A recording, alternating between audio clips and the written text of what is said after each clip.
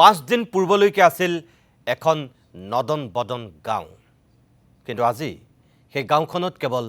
মৰিখালিৰ নিস্তব্ধতা নাজিৰাৰ বিহুবৰৰ নেপালী খুটি গাঁৱৰ বিধ্বস্তপ্ৰায় অৱস্থা এয়া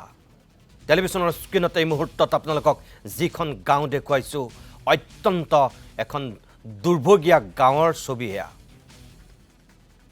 নাজিৰাৰ নেপালী পট্টিৰ অৱস্থা এয়া প্ৰলয়ংকাৰী বানত তছনছ হৈছে এই গাঁওখন মৃত্যু হৈছে এই গাঁওখনৰ বহু লোকৰ এতিয়াও সন্ধানহীন হৈ আছে বহু লোক কেৱল মানুহৰে নহয় মৃত্যু হৈছে বহু পশুধনৰো বুকা পলসৰ মাজতে আবদ্ধ হৈ ৰৈছে বহু পশুধন কোনে কাক চাব কাক বচাব বুজাব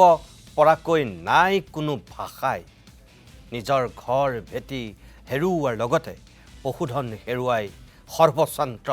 দিশহাৰা হৈ পৰিছে এতিয়া এইসকল বানাক্ৰান্ত আজি আমাৰ জ্যেষ্ঠ সাংবাদিক পাৰ্থপ্ৰতিম বৰুৱা গৈ উপস্থিত হৈছিল এই দুৰ্ভগীয়া গাঁওখনত চাওক এই গাঁওখনৰ পৰা পাৰ্থপ্ৰতিমে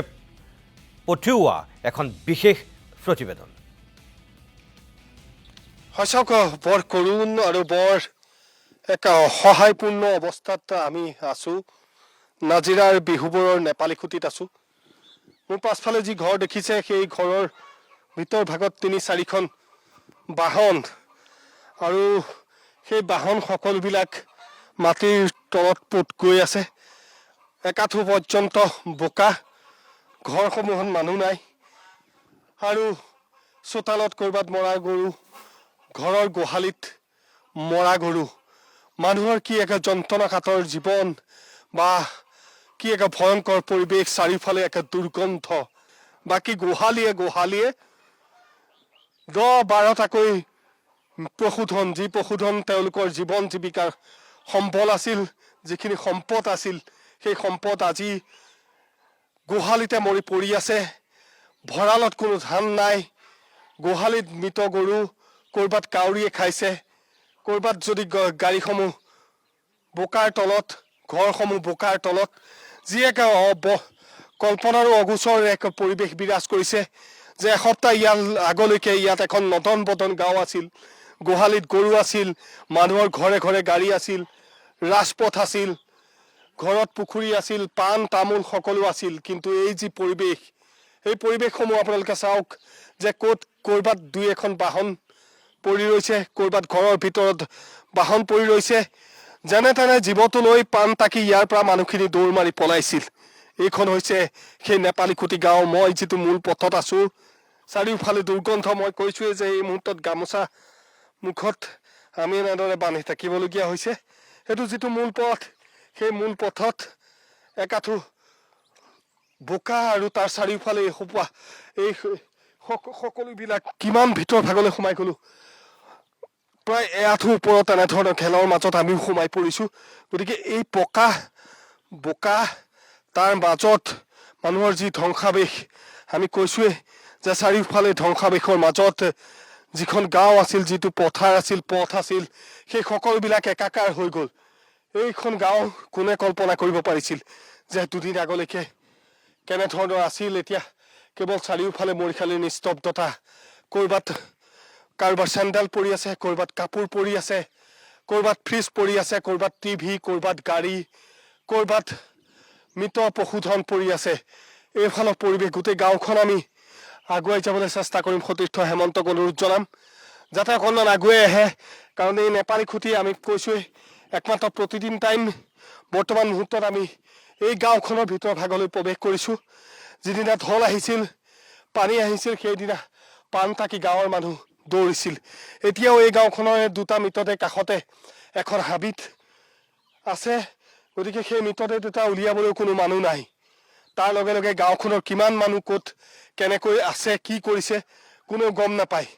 কাৰো ওচৰত সঠিক তথ্য নাই আমি ভিতৰ ভাগলৈ প্ৰৱেশ কৰিছো এইসমূহ ঘৰ কাঠৰ কুণ্ডা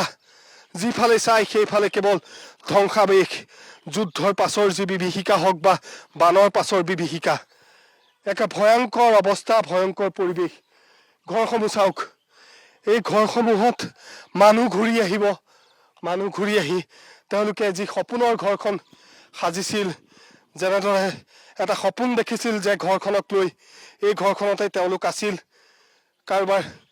ল'ৰা ছোৱালীয়ে পঢ়ি আছিল, কোনোবাই চাকৰি কৰিছিল, কোনোবাই গৰুকেইটা লৈ পেলাই এই গাঁওখনতে আছিল। কিন্তু সেই গাঁওখনৰ এই পৰিৱেশসমূহ, এই ধ্বংসাৱেশ, চাৰিওফালে শিল বালিয়ে তছনছ কৰিলে, চাৰিওফালে কেৱল কাঠৰ কুন্দা, দুই এটা কুকুৰা এনেধৰণে বাচিছে। গাঁওখনত কেৱল কুকুৰাৰ মাত শুনিব, চাৰিওফালে মৰিশালিৰ নিস্তব্ধতা। যিসমূহ ঘৰ আমি যিমান দূৰলৈ দেখিছোঁ কেৱল ধ্বংসাৱেশ দেখিছোঁ, ঘৰসমূহত কোনো মানুহ নাই। এই গোটেই গাঁওখনত মাত্ৰ 4গৰাকী ব্যক্তিক লগ পাইছোঁ, তেওঁলোকৰ খাবলৈ কোনো একো নাই, কাৰণ ইয়াৰ পৰা ওলাই গৈ খাদ্যবস্তু অনাটো তেওঁলোকৰ বাবে সম্ভৱ নহয়। আৰু প্ৰশাসনৰ বৰ্তমান মুহূৰ্তলৈকে এই গাঁওখনত কোনো লোক আহি উপস্থিত হোৱাহি নাই। গতিকে পৰিৱেশসমূহ এনেধৰণৰ। আমি দেখুৱাই যাবলৈ চেষ্টা কৰিম যে কি এক ভয়াৱহ ভয়ানক পৰিৱেশ পৰিস্থিতিৰ সূচনা হৈছিল। গাঁওখনৰ মানুহবোৰ কলৈ গ'ল, কি কৰিব তেওঁলোকে ভৱিষ্যতে, কোন ঘূৰি আহিব গাঁৱলৈ, কোন ঘূৰি নাহে। এক ভাষাহীন পৰিৱেশ আচলতে, শব্দৰ অভাৱ ঘটিছে, বাক্যৰ অভাৱ ঘটিছে, আচলতে ভাষাৰ অভাৱ ঘটিছে। যিটো পৰিৱেশ পাৰ্থই দেখুৱাইছে, কি ক'ম। ইয়াত এখন গাঁও আছিল, ইয়াত এখন অৰণ্য আছিল, ইয়াত এখন নদী আছিল, কোনোবা ঔপন্যাসিকৰ উপন্যাসৰ নাম আছিল সেয়া। আৰু সেই ভাষাৰেই যেন ক'বলৈ মন গৈছে, ইয়াত এখন গাঁও আছিল। চাওক সেই গাঁওখনৰ পৰিৱেশ এতিয়া কি পৰ্যায়ত আছে। নিমিষতে এই গাঁওখন এই ধ্বংসস্তূপত পৰিণত হৈছে। পাৰ্থই যে কৈছে এই গাঁওখন নদন বদন এখন সকলো ফালৰ পৰাই উভয় নদী হোৱা গাঁও আছিল। ৰাস্তা ঘাট সুন্দৰ, ঘৰ দুৱাৰ ভাল, ঘৰে ঘৰে গাড়ী, কিন্তু এতিয়া সেই গাড়ী বোকাৰ তলত, য'তে ত'তে গৰুৰ মৃতদেহ, ওচৰৰ কাষত এতিয়াও দুটা মৃতদেহ পৰি থকা বুলি পাৰ্থই কৈছে। আৰু গাঁওখনত এতিয়া এজনো মানুহ নাই। 4জন মানুহক লগ পাইছে। গাঁৱৰ বাকী মানুহবিলাক ক'ত আছে, কেনেকৈ আছে, কি খাইছে, জীয়াই আছেনে নাই, সেয়া তেওঁলোকে নাজানে। তেওঁলোকে গম নাপায় গাঁওখনৰ বাকী মানুহৰ অস্তিত্ব ক'ত আছে। প্ৰাণৰ মমতাত কেনেকৈ মানুহ তাৰ পৰা পলাইছিল এবাৰ কল্পনা কৰক। দুই এটা গৰু বাচিছে, কিন্তু বোকাৰ মাজত উঠিব নোৱাৰা হৈ এই গৰু এই অৱস্থাত আছে। মুঠৰ ওপৰত যি ভুগিছে তেওঁহে হয়তো বুজি পাইছে যে কি আহিছিল আচলতে তালৈ। আজি মুখ্যমন্ত্ৰীয়ে কৈছে 2 ঘণ্টাত 3খন জিলা এক প্ৰকাৰ বিধ্বস্ত হৈছিল। এয়া যদি সেই মুখ্যমন্ত্ৰীৰ কথাৰ সত্যতা নিৰূপণ কৰিয়ে মই আপোনালোকক কওঁ যে মাত্ৰ 2 ঘণ্টাত অহা বানে যদি এই গাঁওখন এনেকুৱা কৰিছে, এতিয়ালৈকে 80,000 মানুহৰ লগত সংযোগ স্থাপন কৰিব পৰা নাই বুলি মুখ্যমন্ত্ৰী আজি সংবাদমেল পাতি নিজেই ঘোষণা কৰিছে। নাজিৰাৰ 30% মানুহৰ লগত, নাজিৰা সমষ্টিটোৰ 30% মানুহৰ লগত এতিয়ালৈকে যোগাযোগ স্থাপনেই কৰিব পৰা নাই প্ৰশাসনে। শিৱসাগৰৰ 20% মানুহৰ লগত আজিলৈকে প্ৰশাসনে যোগাযোগ কৰিব পৰা নাই, অৰ্থাৎ বিচ্ছিন্ন হৈ আছে। মুখ্যমন্ত্ৰীৰ মুখৰ তথ্যমতেই এই 20 আৰু 30 এই দুয়োটা 50% মানুহ, আৰু এই 50% মানুহ দুয়োটা সমষ্টিত মুখ্যমন্ত্ৰীয়ে দিয়া হিচাপ মতে এটাত নাজিৰা সমষ্টিত 30%টো প্ৰায় 50,000 বুলি কৈছে, আৰু শিৱসাগৰত 20%টো প্ৰায় 30,000 বুলি কৈছে। 10,000 প্লাছ মাইনাছ হ'ব পাৰে বুলিও তেখেতে কৈছে। অৰ্থাৎ আৰু আপুনি 10,000 যোগ দিলে 90,000 মানুহৰ লগত আজিলৈকে সংযোগ বিচ্ছিন্ন হৈ আছে। এয়া বানে বিধ্বস্ত কৰা, এয়া শুকাই যোৱাৰ পিছৰ পৰিৱেশ। এতিয়াও কিন্তু এনেকুৱা বহু অঞ্চল আছে যিটো অঞ্চললৈ কোনো প্ৰশাসনৰ লোক যাব পৰাকৈ না তালৈ নাও গৈছে, না তালৈ ট্ৰেক্টৰ গৈছে, না তালৈ কিবা JCB গৈছে, কিবা যাব পাৰিছে। স্বয়ং মুখ্যমন্ত্ৰীয়ে কৈছে পলহ পলহ পলহ, পানী পানী পানী, কোনো মানুহ তালৈ যাব পৰা নাই। এতিয়া প্ৰশ্ন হৈছে বান অহাৰো আজি প্ৰায় 5-6 দিন হ'ল সেই যোগাযোগ বিচ্ছিন্ন হোৱা সেই মানুহবিলাক যদি সঁচাকৈ কৰবাত ঘৰৰ ওপৰত গছৰ ওপৰত ছতৰ ওপৰত বৰচাঙত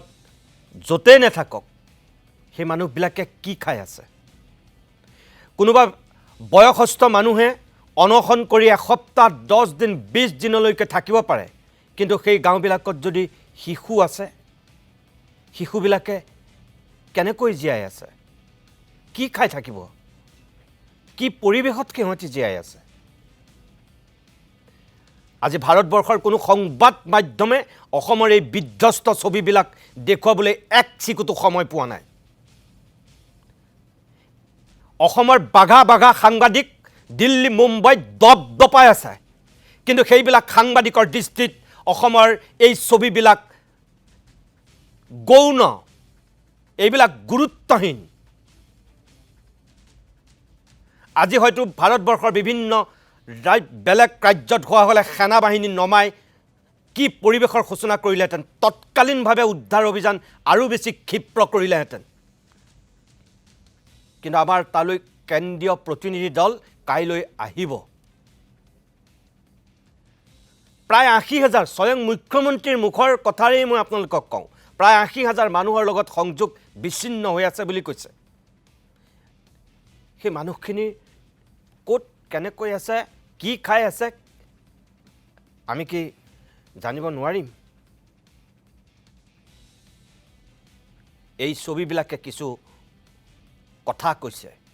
অকল এই ছবিবিলাকেই কথা কৈছে মানুহে অকল মুখেৰে যে কথা কয় তেনেকুৱা নহয় এই ছবিবিলাকে বহুত কথা কৈছে যিবিলাক কথা হয়তো আজি প্ৰত্যেকজন বিবেকবান মানুহক জোকাৰি গৈছে হৃদয় চুই গৈছে বাকহীন হৈছে মানুহ বাকৰুদ্ধ হৈছে